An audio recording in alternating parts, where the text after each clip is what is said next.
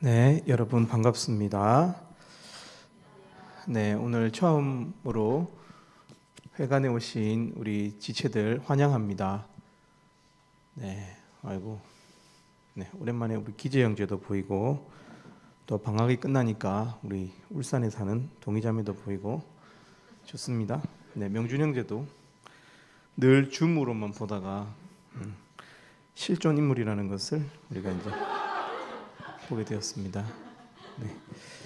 우리 오늘 본문 말씀은 마태복음 3장 1절에서부터 17절까지의 말씀입니다.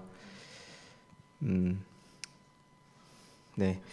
우리 여기서 우리 1절부터 4절까지만 먼저 우리 다 같이 한번 읽어보겠습니다.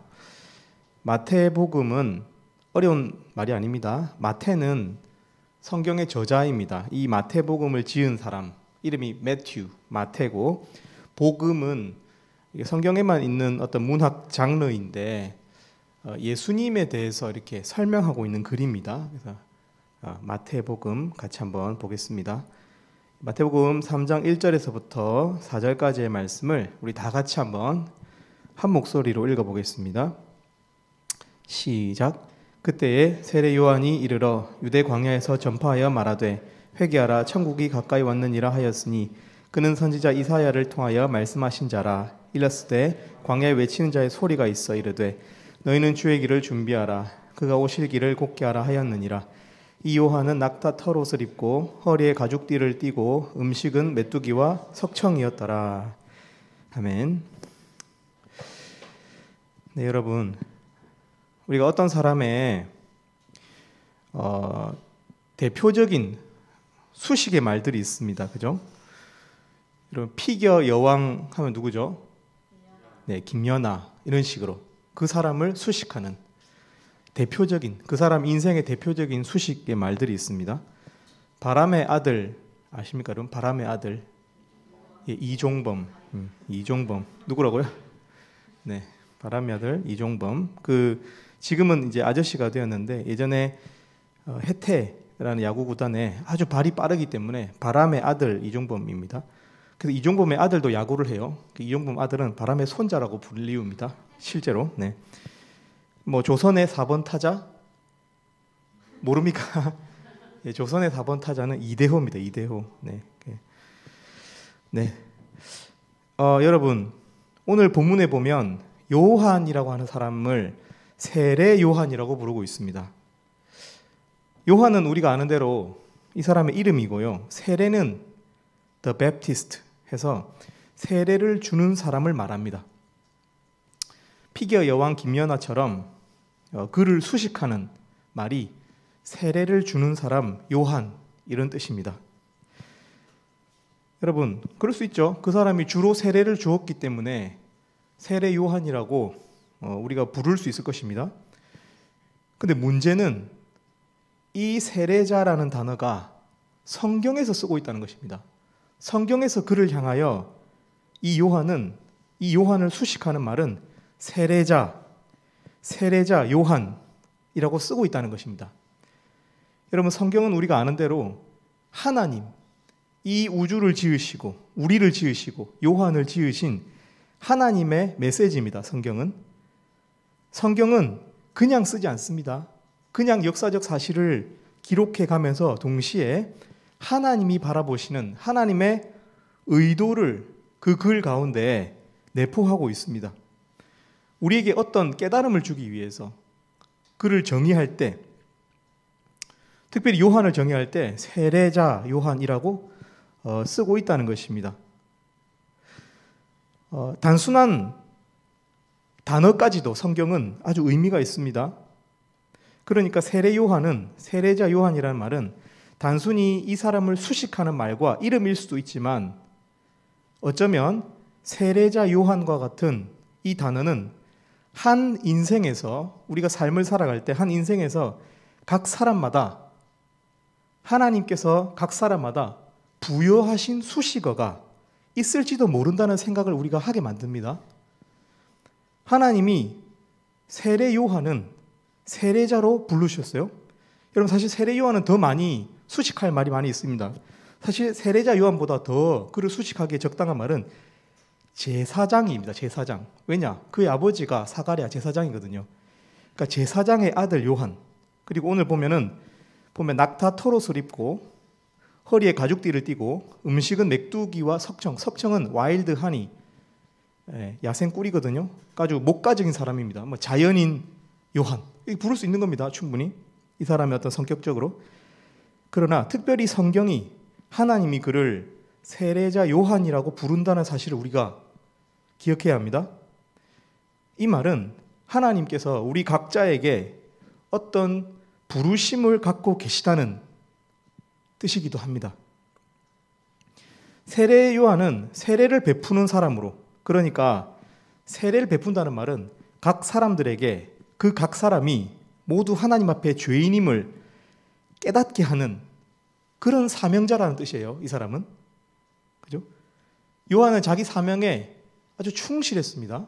회개하라, 천국이 가까웠느니라, 다 너희들 죄인이다, 이렇게 외치고 다녔습니다. 여러분, 그러면 우리도 어쩌면 우리가 우리 인생에서 부르심이 있을지도 모른다는 생각을 해보아야 마땅합니다. 그것을 하나님께 물어야 합니다.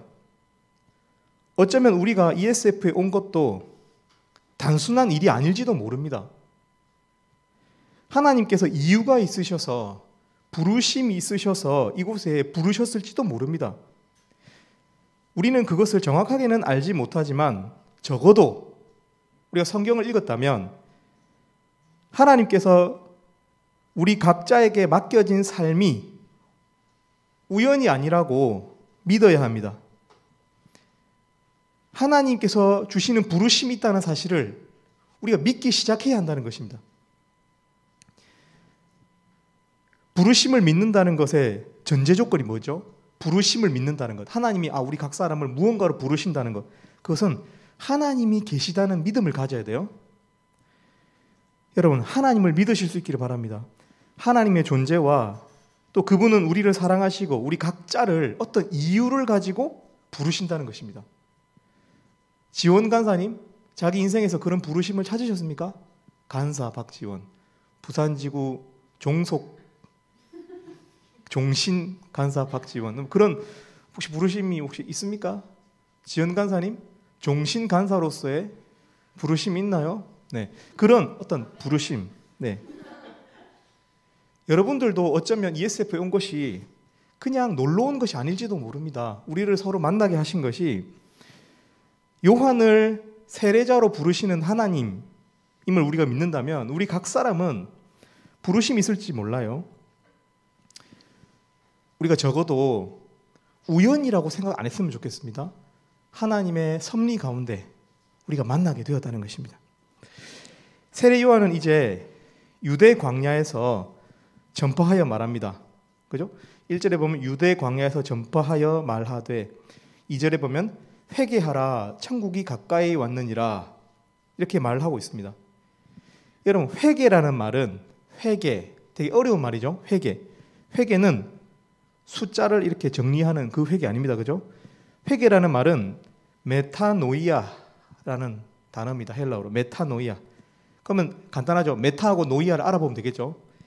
메타는 다르게, 뒤집어서, 이런 뜻입니다. 노이아는 생각한다, 안다, 이런 것입니다. 그러니까 메타노이아, 회개라는 말은 다르게 생각하는 겁니다. 완전히 다르게 생각하는 것. 우리 인간이라면 당연히 가지는 생각들이 있죠, 여러분. 우리 인간이라면 당연히 가지는 생각들, 인지상정 말이에요. 그것을 뒤집는 것. 회개란 간단한 문제가 아닙니다. 부분적으로 내 삶을 부분적으로 내가 거짓말을 잘하기 때문에 거짓말하는 걸 고치고 회개했다, 이렇게 말하는 게 아닙니다. 무슨 말인지 아시겠습니까? 만약에 그게 회개라면은 메타노이아 거짓말 이렇게 되겠죠. 근데 메타노이아 일반적 단어로 쓰고 있습니다. 그 말은 단순히 거짓말 하나 바꾼다는 것이 회개가 아니라는 거예요. 여러분, 회개는 그래서 완전히 우리는 인간이기 때문에 당연스럽게 생각을 하고 살죠. 우리 인간은 항상 우리 머릿속에 생각이 머물죠. 회개라는 말은 우리 생각이 완전히 바뀌는 것. 곧 뭡니까? 생각이 바뀐다는 게 뭐죠? 전적으로 바뀐다는 것? 사람이 바뀌는 겁니다, 여러분. 외모나 헤어스타일이 바뀐 것을 보고 우리가 사람이 바뀌었다고 말하지 않습니다. 사람의 행동을 결정하고 그래서 그 행동이 모여서 삶이 되는 삶의 방향을 결정하는 생각이 바뀌는 것을 보고 우리는 사람이 바뀌었다라고 말하는 것입니다. 회개는 결국 완전히 바뀌는 거예요. 사람이 바뀌는 것입니다. 여러분, 사람은 원래 자기 연민의 존재입니다. 자기 연민. 자기를 생각하는, 자기를 아끼고, 그죠? 본능적입니다. 자기를 아끼고 사랑합니다. 자기 연민으로 우리 인간을 정의할 수 있습니다. 자기를 위해서 돈을 모으고요. 자기를 위해서 말을 하고요.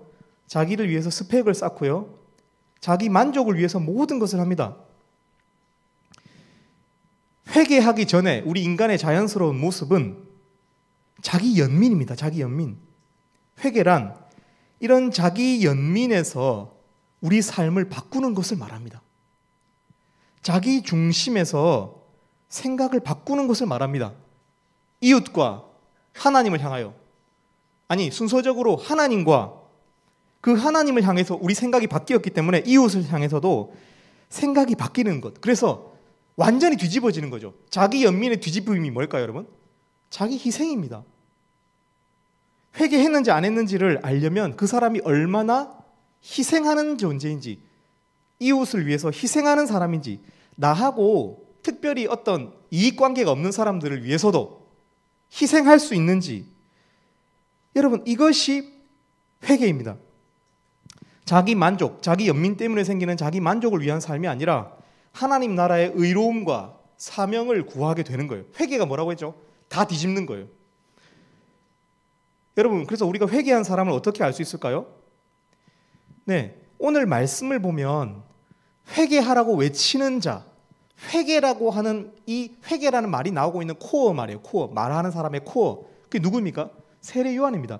세례 요한의 삶에서 회개한 사람의 모습을 오늘 잠깐 보여주고 있습니다. 3절 말씀에 보면 세례 요한을 향해서 광야에 외치는 자의 소리라고 정의합니다. NIV 성경에서는 a voice, 한 소리 이렇게 정의하고 있습니다.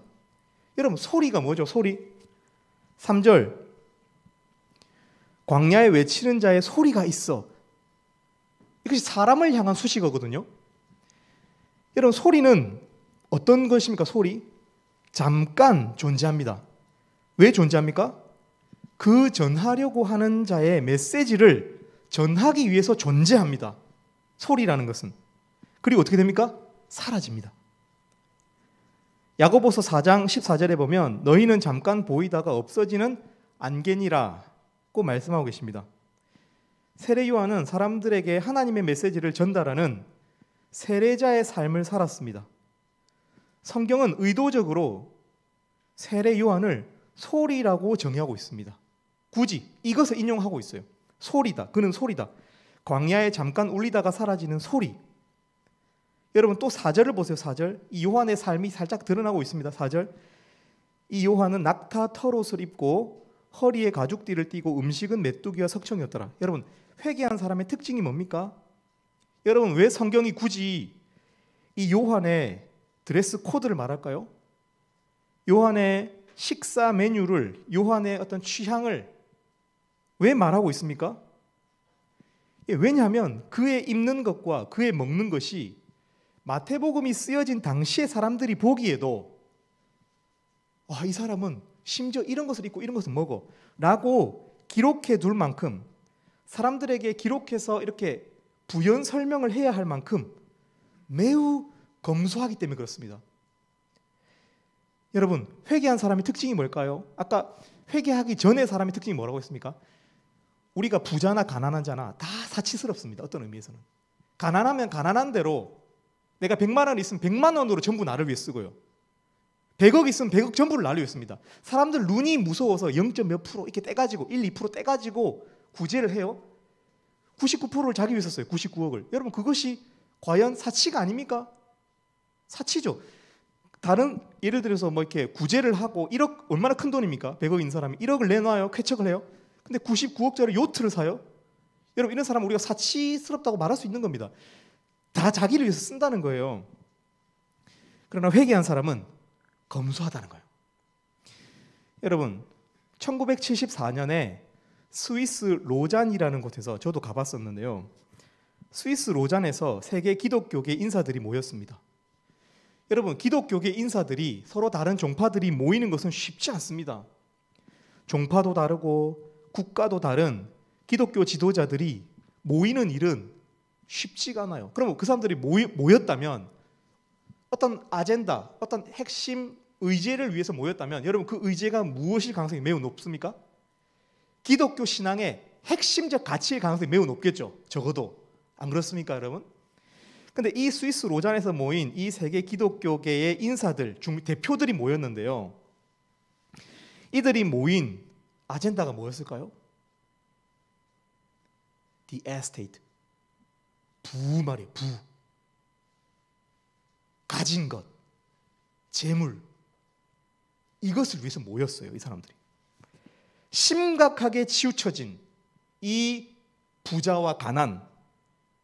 그래서 아프리카와 제3세계에서 기아 문제가 심각한 이것이 우리가 세계에서 이렇게 수많은 기독교인들이 있음에도 불구하고 구조적으로 아프리카와 제3세계는 여전히 물을 여과하지 못해서 물에서 벌레가 나오고 그래서 그 기생충 때문에 어린아이들이 실명을 하고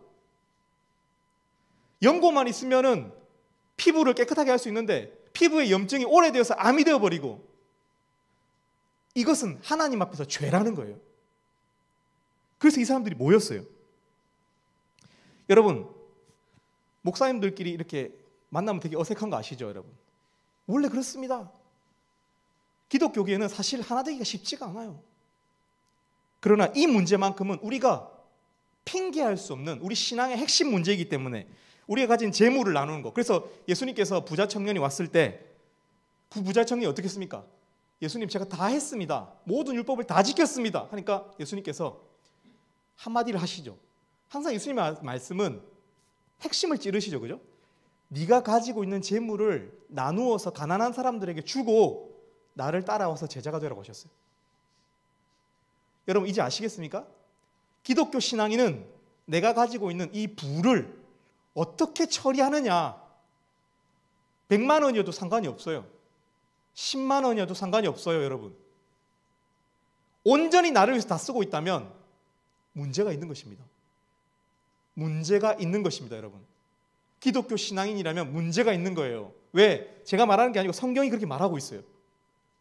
세례 요한의 검소한 삶을 통해서 예수님의 말씀을 통해서 초대교회 사도행전 나왔던 그 초대교회에 서로 떡을 떼고 서로의 재물을 나누고 통용하는 그 모습을 통해서 여러분 이것이 어떻게 핵심이 아닙니까? 여러분 그래서 로잔에서 로잔 협약이 이루어져요. 제가 그 원문을 가져왔습니다. 원문 진짜 로잔 언약 원문을 가져왔어요. 제가 잠깐 읽어드립니다. 제가 쓴 게 아닙니다. 그 기독교 대표들이 합의해서 썼습니다. 마치 이번에 안철수 정치적인 그 발언하면 안 되겠죠? 네. 합의해가지고 이렇게 발표했잖아요. 네. 로잔 선언문을 제가 읽어드립니다. 이 창조 세계를 향한 그분의 뜻은 자원들이 잘 관리되어 모든 사람이 누리도록 분배되는 것이다. 따라서 우리는 환경 파괴와 자원 낭비와 자원의 비축을 반대한다. 우리는 이러한 죄악의 결과로 고통당하고 있는 가난한 이들의 불행을 개탄한다. 우리는 또한 금욕주의자들의 칙칙한 삶에도 동의하지 않는다. 우리 역시 이런 일에 참여했음을 깨닫고 이에 대해 회개한다. 우리는 청지기이지 우리가 지닌 땅이나 재산의 소유지가 아님을 기억하기로 그것들을 다른 사람들을 섬기는 데 사용하기로 또 착취당하는 가난한 이들과 자신을 지키지 못하는 힘없는 이들의 정의를 추구하기로 결단한다.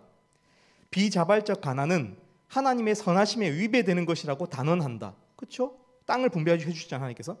하나님이 통치자들에게 요청하시는 것은 권력으로 가난한 자들을 착취하지 말고 그들을 보호하라는 것이다.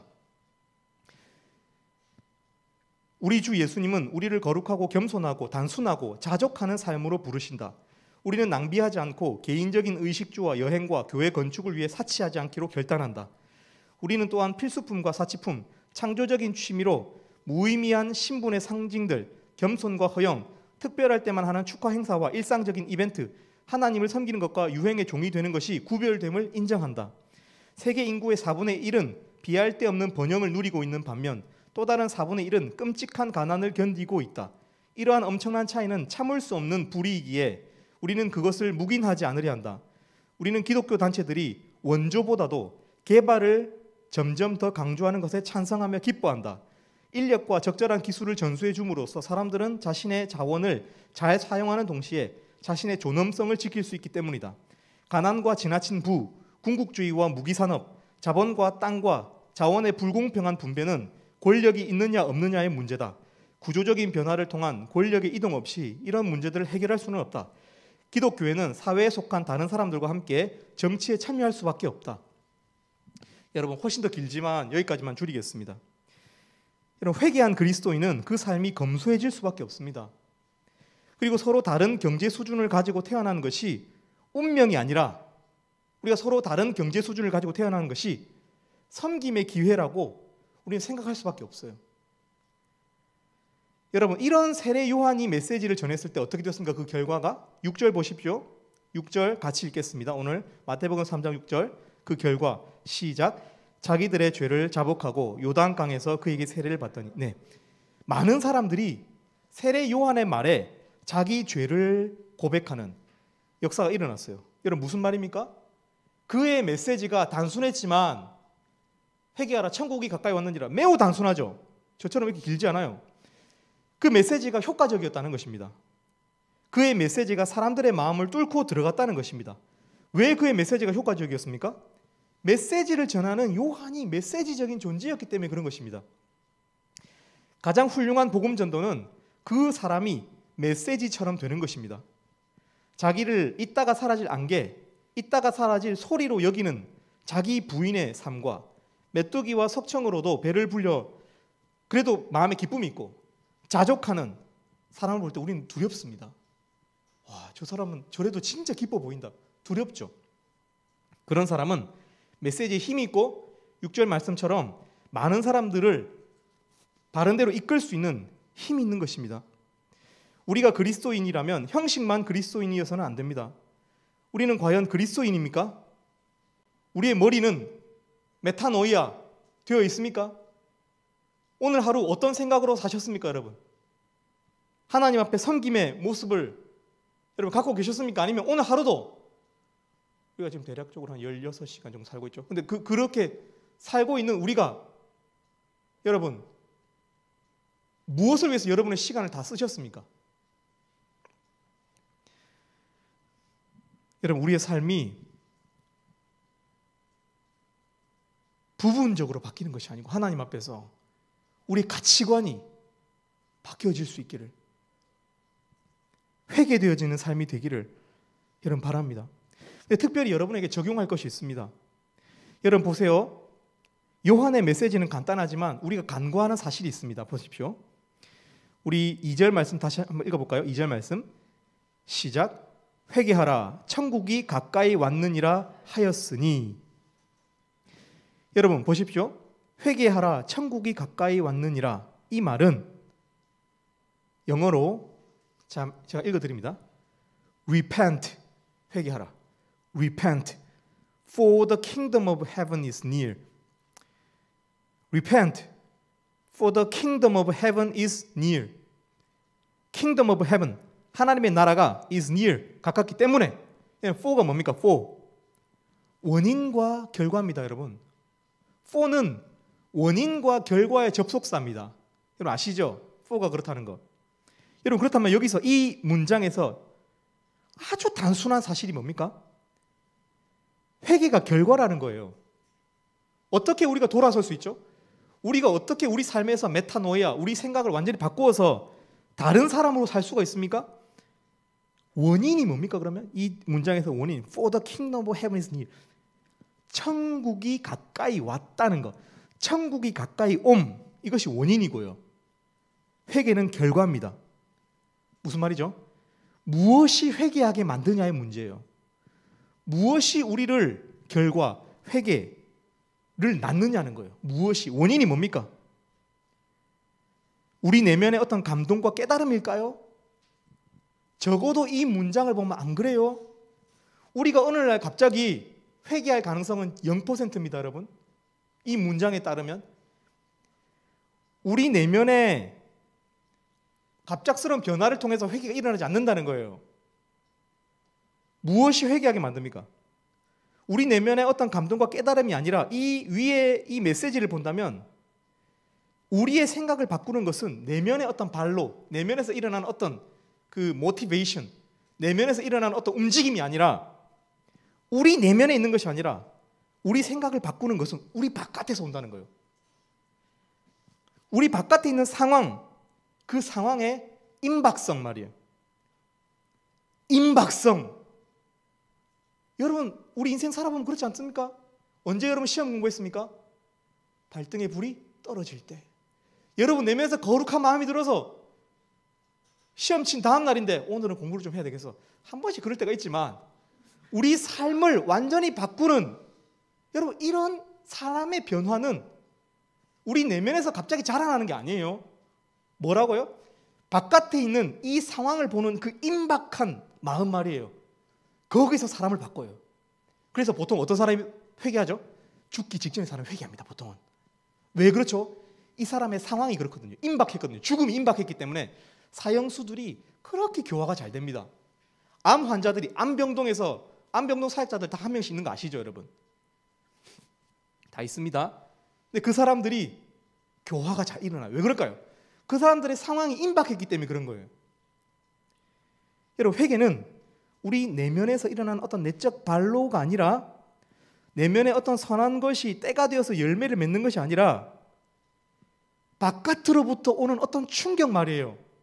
상황의 변화, 임박한 어떤 이 바뀌어진 이 환경이 우리를 조급하게 만들 때 회개한다는 거예요. 여러분, 우리가 자기 내면의 힘을 믿는 것, 자기가 자기 스스로 운명을 결정하다고 믿는 것은, 여러분, 이것은 기독교 신앙이 아닙니다. 이것은 정확하게 뉴에이지 중에서도 가이아주의라는 것이 있습니다. 가이아주의. 그것이 자기를 믿으라고 메시지를 말하거든요. 그 애들이 자기를 믿으라는 거, 가이아주의죠. 자기 생각을 따라가는 것. 여러분, 틀렸습니다. 저는 성경이 진리라고 믿습니다. 회개는 내적 발로가 아니라 외적 충동에 의해서 일어납니다. 하나님의 나라가 가까이 왔다는 그 임박성이 우리를 바꿉니다. 전쟁이 날 것 같아야 우리는 뭐라도 대비를 하게 돼요. 라면을 사러 간다든지 중요한 사람들에게 뭔가 메시지를 남긴다든지. 여러분, 그렇지 않습니까? 오늘 말씀 보세요. 이 임박함이 얼마나 메시지에서 누적되고 있는지. 2절, 천국이 가까이 왔다. near. 끝이 도래했다. 정신 차려라. 너희는 어린이들일지도 모르지만, 너희는 청년들, 그래서 죽을 날이 많이 남았다고 착각할지 모르지만 아니다. 하늘에서 보았을 때 너희는 굉장히 임박한 존재, 해일이 밀려오고 있는, 쓰나미가 밀려오고 있는, 그래서 얼른 산으로 뛰어야 되는 그런 존재라는 거예요.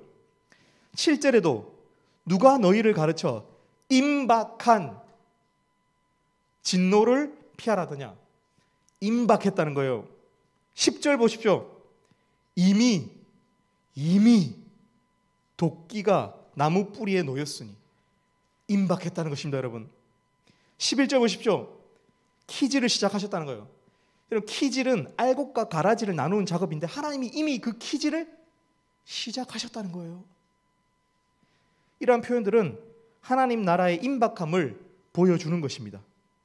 이런 임박함, 그렇게 임박했다는 메시지가 어떻게? 메타노이아하게 한다는 거예요. 사람을 바꾼다는 거예요. 그래서 여러분, 저는 여러분에게 이렇게 도전하고 싶습니다. 여러분,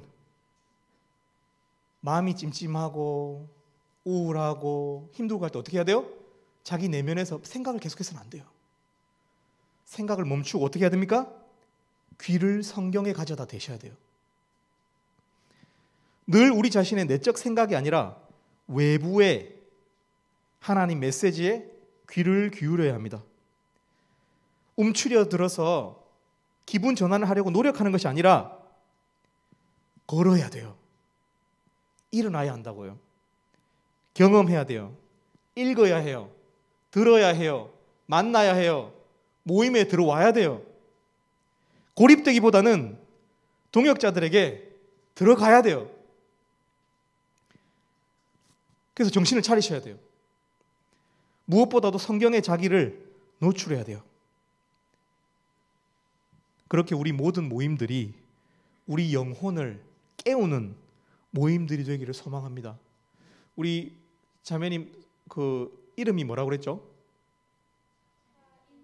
인서 자매님 너무 잘 오셨습니다. 우리 지금만 진지해요. 너무 힘들어하지 마세요. 지금 채플 드리는 이 시간만 진지하지 우리 되게 유쾌하고 재밌는 사람들이거든요. 그래서 너무 이렇게 두려워 잘못 왔다고 생각 안 하셔도 돼요. 이렇게 매번 하는가 매번 하긴 하는데 금요일에 딱 1시간만 이렇게 하니까 너무 놀라지 않으셔도 돼요. 그 외에는 굉장히 유쾌하고 사람 중심적인 모임입니다. 아무튼 이 모임이 우리 인서 자매님의 영혼을 깨우는 모임이 될 것을 믿습니다. 마지막으로 요한은 보세요. 요한은 빨리 하겠습니다. 요한은 11절 보십시오. 11절에서 요한은 자신과 자기 뒤에 오시는 분을 비교합니다. 우리 11절 말씀 같이 한번 읽겠습니다.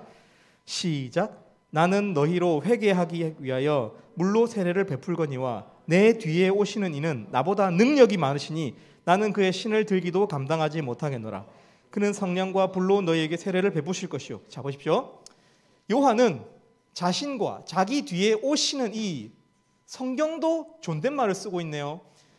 자신과 자기 뒤에 오시는 분 이렇게 하면서 요한이 자기와 뒤에 오시는 예수님을 비교하고 있음을 알 수 있습니다. 여러분 그런데요. 요한은 예수님보다 형입니다. 친척이에요. 요한은 그러나 오늘 이 비교에서 어떻습니까? 매우 겸손하죠. 나는 그분과 비교할 수 없습니다. 나는 그분과 비교할 수 없어요. 나는 그의 신을 드는 신발을 들어드리는 종이 되는 것에도 너무 과분해요. 사촌 동생보다. 여러분 어떻습니까? 우리는 이런 모습을 겸손하다고 안 합니까? 그죠? 우리의 모습과 비슷하죠?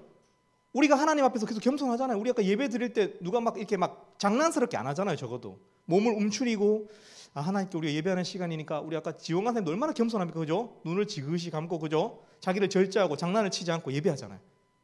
그런 겁니다. 요한도 겸손해요.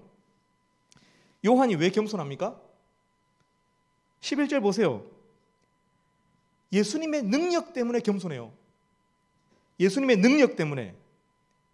11절 이는 나보다 능력이 많으시니. 나는 물로 세례를 베푸는 물의 세례, 형식적인 세례입니다. 그런데 그는 불과 성령으로. 여러분 불과 성령은 신적인 능력을 의미합니다. 누가 불과 성령을 도구로 다룹니까? 신밖에 없어요. 그죠? 요한이 겸손한 이유가 뭐죠? 예수가 신적인 존재, 예수의 신성을 알고 있기 때문에 겸손해지는 거예요. 여러분 요한은 이렇게 겸손했습니다. 요한은 자기는 그분의 앞에서 그분의 길을 평탄하게 하는, 그분 앞에서 레드카펫을 깔아두는 종에 불과하다고 말하고 있습니다. 왜 그렇습니까?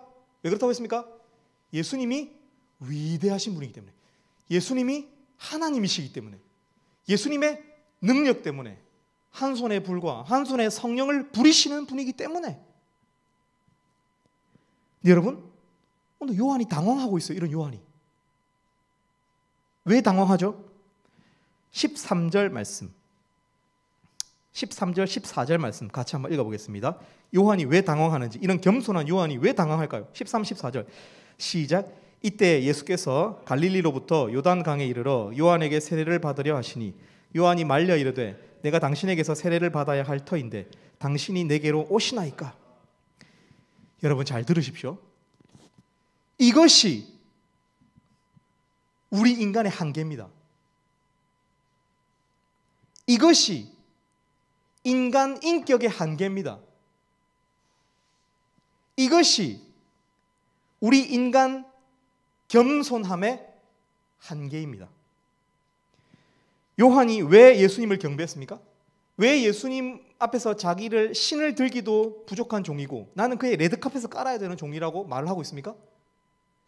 그의 위대하심을 보았기 때문이에요. 여러분, 근데 나중에 보면 요한이 헷갈려해요. 예수님이 오셔서 뭔가 하실 줄 알았는데 예수님께서 어떻게 하셨습니까? 예수님은 그냥 아이들과 놀고 장녀들과 함께 식사를 하고 사람들의 위협을 피해서 다른 마을로 가서 계속 하던 전도나 하시고 아픈 자를 만나셔서 울기도 하시고 아주 연약한 사회운동가의 모습이지 이것이 과연 이 모습이 하나님이신가? 라는 회의를 가졌어요. 그래서 마태복음 11장 3절에 보면 그리고 요한 자기 자신은 하나님을 위해 섬겼는데 옥에 갇혀요. 인생에 대한 회의가 들기 시작했어요. 실망한 거죠. 그래서 요한이 뭐라고 하냐면은 예수께 여짜오되 오실 그이가 당신이오니까 우리가 다른 일을 기다리오리까 이렇게까지 말을 해요. 제가 지금 사람 잘못 본 거 아닙니까? 예수님, 당신이 진짜 하나님 아들 맞습니까? 여러분, 이것이 우리 인간 겸손함의 이유이고 이게 우리 한계라고요. 우리는 위대함 가운데서 하나님을 찾으려고 해요. 급진적인 어떤 일이 일어나야 하나님을 믿으려고 해요. 하나님 앞에 수그리기라도 해요. 우리가 아까 우리 찬양한 것처럼 겸손한 모습이라도 취한다고요. 그러나 그 위대한 모습이 꺾여질 때, 그의 연약함이 드러날 때 어떻게 합니까? 제자들이 어떻게 했어요? 배신했어요. 이것이 요한의 겸손함의 한계고 이것이 우리 인간의 한계라는 거예요. 근데 15절에 예수님께서는 이렇게 합니다. 내가 너한테 세례 받으려고 하는 것을 당황하지 말아라. 허락하라. 우리가 이와 같이 하여 모든 의를 이루는 것이 합당하니라. 여러분, 의로움은 신적인 존재가 필요가 없는 것입니다. 신이, 하나님이 의로운지 불의한지를 결정해요. 의로움은 하나님이 인간에게 요구하시는 거예요. 의로우심을 결정하는 하나님의 아들 예수는 그러실 필요가 없어요. 여러분, 이것은 논리가 아닙니다. 여러분, 의로울 필요가 없는 분이 의로움을 구한다는 것이 논리적입니까, 여러분? 이건 논리가 아니에요. 여러분, 우리는 논리적으로 예수님을 만나고 싶어요. 우리는 위대한 어떤 물리적인 능력을 경험해보고 싶어요. 내가 예상하는 그 신앙적인 모습이 되어지기를 바란다고요, 우리가. 그러나 여러분, 진정으로 말씀을 믿으실 수 있기를 바랍니다. 말씀에 보면 빌립보서 2장 6절 7절 제가 읽어드립니다. 그는 근본 하나님의 본체시나 하나님과 동등됨을 취할 것으로 여기지 아니하시고 오히려 자기를 비워 종의 형체를 가지사 사람들과 같이 되셨고 사람의 모양으로 나타나사 자기를 낮추시고 죽기까지 복종하셨으니 곧 십자가에서 죽으심이라. 고린도후서 5장 21절 하나님이 죄를 알지도 못하신 이를 우리를 대신하여 죄로 삼으신 것은 우리로 하여금 그 안에서 하나님의 의가 되게 하려 하심이라. 여러분, 요한은 겸손했지만 예수님의 크심과 위대하심을 알았기 때문에 겸손했지만 진짜로 중요한 게 뭡니까? 이 본문에서 말하려고 하는 게 뭐죠? 우리에게 말하려고 하는 거예요. 당황하는 우리에게. 비논리적인 모습을 보면서 우리도 당황하고 있잖아요. 우리도 예수님이 사랑이 내가 사랑받을 존재가 아닌데 사랑해주고 논리적이지 않을 때 사람이 납득이 안 되거든요. 이런 그거 신앙입니다. 받아들여지지 않는 것을 자기의 생각을 바꾸는 거 말이에요. 여러분, 그 얄팍한 지식과 경험을 훌훌 버리고 성경이 말하는 바 그분은 하나님과 본체이시나 하나님과 동등됨을 취할 것으로 여기지 아니하시고 오히려 자기를 비워 사람들과 같이 되시고 우리를 대신하여 자기 자신을 죄로 삼으신 그분이 우리를 동일시한다는 거예요.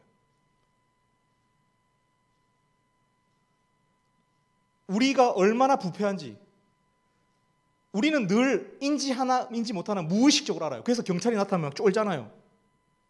막 횡단보도 건너다 쫄잖아요, 사람들이. 막 왜 놀리면 놀래잖아요, 사람들이. 무서운 게 너무 많고 세상에. 우리는 늘 무의식 가운데 자신이 없어요, 사실은. 우리 자신에게 죄가 많기 때문에.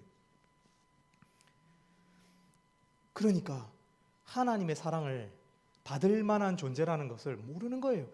논리적이지 않기 때문에. 그래서 크고 위대하신 거기 앞에 꿇어 엎드리는 것으로 신앙하는 거죠. 여러분, 예수님께서 하신 일은 그런 우리 같은 존재, 쓰레기 같은 존재, 쓰레기 아닙니까? 죄인들 아닙니까? 우리의 이 죄된 운명을 그분이 가지고 가셨다는 거예요. 그분이 이 땅에 내려서 내 것을, 자기 더러운 것을 가져가셨다는 거예요. 그렇게 사랑받을 이유도 없고 전가되는 그것이 비논리적이라고요? 여러분, 오늘부터 그것이 과연 비논리적인 것인지, 하나님의 마음이 어디 있는지 우리가 마태복음을 쭉 살펴보게 될 것인데, 마태복음의 주제는 왕이신 예수 그리스도예요. 오늘 이 장면은 사실 대관식이에요. 여러분, 그분은 왕이시지만 우리가 한 번도 세상에서 만나보지 못한 왕이에요. 우리는 그분의 통치 안으로 들어가야 돼요. 하나님의 통치 안으로. 여러분, 그분은 매우 아름다운 분입니다. 그분에게 가야 쉼을 누립니다.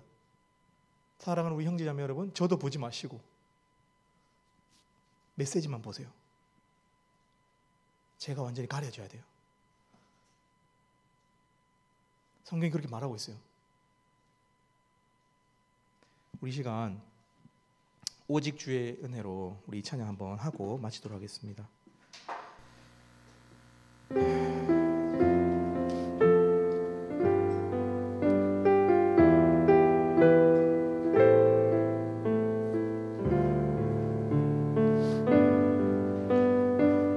오직 주의 은혜로, 오직 주의 은혜로 지금 여기 서 있네.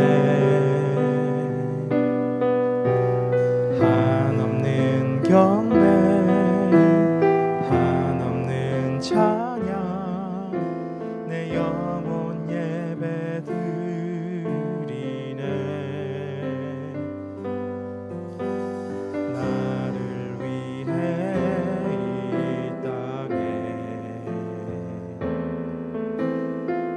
오신 주의 그네,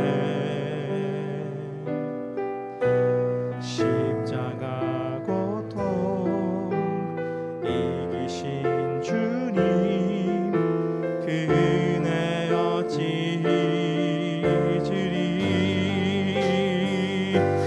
주네 날 채우시네.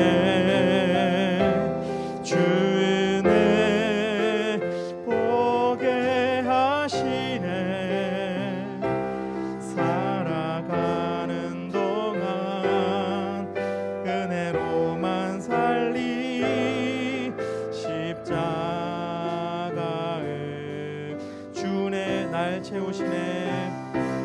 주네 날 채우시네. 주네 보게 하시네.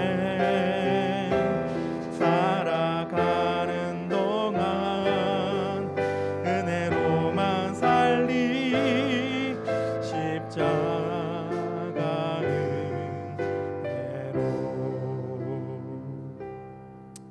제가 한번 기도하겠습니다.